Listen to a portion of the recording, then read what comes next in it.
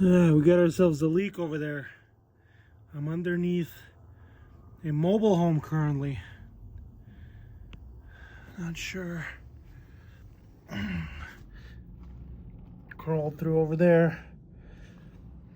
Not sure how the hell am I gonna deal with that. That's insane. They said it's a sewer leak. I mean, look at that. Does that look like a sewer leak to you? Holy smokes.